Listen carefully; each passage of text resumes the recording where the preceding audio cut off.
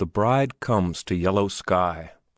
"Don't know whether there'll be a fight or not," answered one man firmly. "But there'll be some shooting, some good shooting." The young man who had warned them waved his hand. "Oh, there'll be a fight fast enough if anyone wants it. Anybody can get in a fight out there in the street. There's a fight just waiting." The salesman seemed to be realizing the possibility of personal danger. "What did you say his name was?" he asked. "Scratchy Wilson," voices answered together. "And will he kill anybody? What are you going to do? Does this happen often? Can he break in that door?" "No, he can't break in that door," replied the saloon keeper. "He's tried it 3 times. But when he comes, you better lie down on the floor, stranger. He's sure to shoot at the door, and a bullet may come through." After that, the salesman watched the door steadily. The time had not yet come for him to drop to the floor, but he carefully moved near the wall. "Will he kill anybody?" he asked again. The men laughed without humor at the question. "He's here to shoot, and he's here for trouble. I don't see any good in experimenting with him." "But what do you do in a situation like this? What can you do?" A man answered. "Well, he and Jack Potter—" But the other men interrupted together. "Jack Potter's in San Antonio." "Well, who is he? What's he got to do with this?" "Oh, he's the town policeman. He goes out and fights Scratchy when he starts acting this way." A nervous, waiting silence was upon them. The salesman saw that the saloon keeper, without a sound, had taken a gun from a hiding place. Then he saw the man signal to him, so he moved across the room. "You better come with me behind this table." "No, thanks," said the salesman. "I'd rather be where I can get out the back door." At that, the saloon keeper made a kindly but forceful motion. The salesman obeyed, and found himself seated on a box with his head below the level of the table. The saloon keeper sat comfortably upon a box nearby. "You see," he whispered, "Scratchy Wilson is a wonder with a gun, a perfect wonder. And when he gets excited, everyone gets out of his path. He's a terror when he's drunk. When he's not drinking, he's all right. Wouldn't hurt anything. Nicest fella in town. But when he's drunk, be careful." There were periods of stillness. "I wish Jack Potter were back from San Antonio," said the saloon keeper. "He shot Wilson once, in the leg. He'd come in and take care of this thing." Soon they heard from a distance the sound of a shot, followed by 3 wild screams.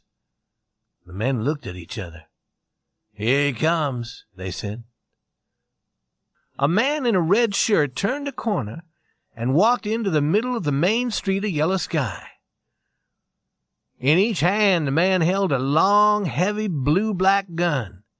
Often he screamed, and these cries rang through the seemingly deserted village. The screams sounded sharply over the roofs with a power that seemed to have no relation to the ordinary strength of a man's voice. These fierce cries rang against walls of silence. The man's face flamed in a hot anger born of whiskey. His eyes, rolling but watchful, hunted the still doorways and windows. He walked with the movement of a midnight cat. As the thoughts came to him, he roared threatening information. The long guns hung from his hands like feathers. They were moved with electric speed. The muscles of his neck straightened and sank as passion moved him. The only sounds were his terrible invitations to battle. The calm houses preserved their dignity at the passing of this small thing in the middle of the street. There was no offer of fight. No offer of fight. The man called to the sky. There were no answers.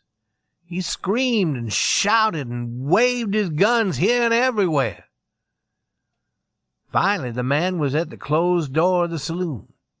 He went to it and, beating upon it with his gun, demanded drink.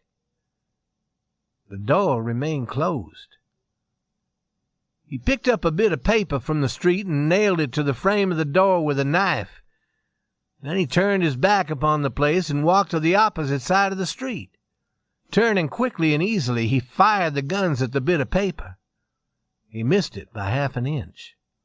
He cursed at himself and went away.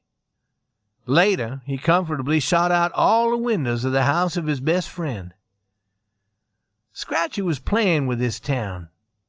It was a toy for him. But still, there was no offer of fight.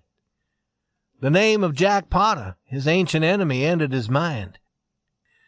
He decided that it would be a good thing if he went to Potter's house and, by shooting at it, make him come out and fight.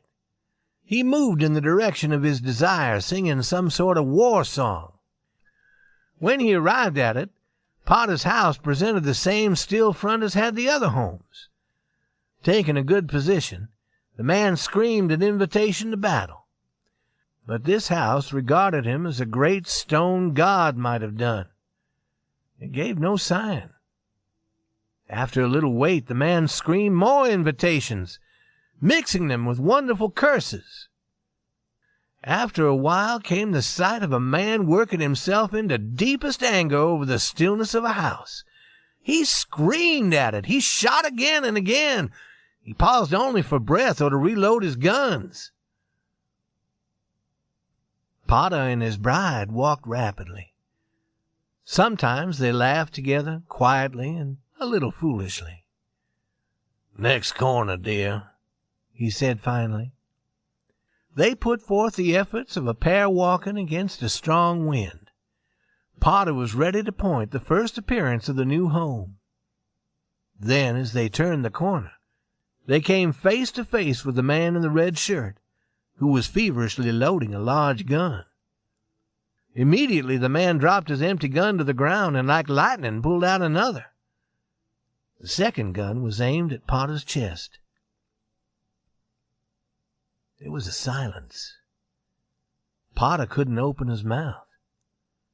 Quickly he loosened his arm from the woman's grasp and dropped the bag to the sand. As for the bride, her face had become the color of an old cloth. She was motionless. The two men faced each other at a distance of 9 feet. Behind the gun, Wilson smiled with a new and quiet cruelty. "Tried to surprise me," he said. "Tried to surprise me." His eyes grew more evil. As Potter made a slight movement, the man pushed his gun sharply forward. "No, don't you do it, Jack Potter. Don't you move a finger toward the gun yet. Don't you move a muscle. The time has come for me to settle with you, and I'm going to do it my own way, slowly, with no interruption. So just listen to what I tell you." Potter looked at his enemy. "I haven't got a gun with me, Scratchy," he said. "Honest, I haven't." He was stiffening and steadying. But at the back of his mind floated a picture of the beautiful car on the train. He thought of the glory of the wedding, the spirit of his new life. "You know I fight when I have to fight, Scratchy Wilson. But I haven't got a gun with me. You have to do all the shooting yourself." His enemy's face turned pale with anger. He stepped forward and whipped his gun back and forth before Potter's chest. "Don't you tell me you haven't got a gun with you, you dog! Don't you tell me a lie like that! There isn't a man in Texas who ever saw you without a gun! Don't think I'm a kid!" His eyes burned with anger and his breath came heavily. "I don't think you're a kid," answered Potter. His feet had not moved an inch backward. "I think you're a complete fool. I tell you I haven't got a gun, and I haven't. If you're going to shoot me, you better begin now. You'll never get a chance like this again." So much enforced reasoning had weakened Wilson's anger. He was calmer. "If you haven't got a gun, why haven't you got a gun?" he asked. "Been to church?" I haven't got a gun because I've just come from San Antonio with my wife. I'm married, said Potter. And if I had thought there'd be a fool like you here when I brought my wife home, I would have had a gun, and don't you forget it. Married? Said Scratchy, not at all understanding. Yes, married. I'm married, said Potter clearly. Married? Said Scratchy. Seemingly for the first time he saw the pale, frightened woman at the other side. No! He said. He was like a creature allowed a glance at another world. He moved a pace backward, and his arm with the gun dropped to his side. Is this the lady? He asked. Yes, this is the lady, answered Potter. There was another period of silence. Well, said Wilson at last, slowly, I suppose we won't fight now. We won't if you say so, Scratchy. You know, I didn't make the trouble. Potter lifted the bag. Well, I guess we won't fight, Jack, said Wilson. He was looking at the ground. Married. He was not a student of good manners. It was merely that in the presence of this foreign condition he was a simple child of the wild lands. He picked up his fallen gun, and he went away.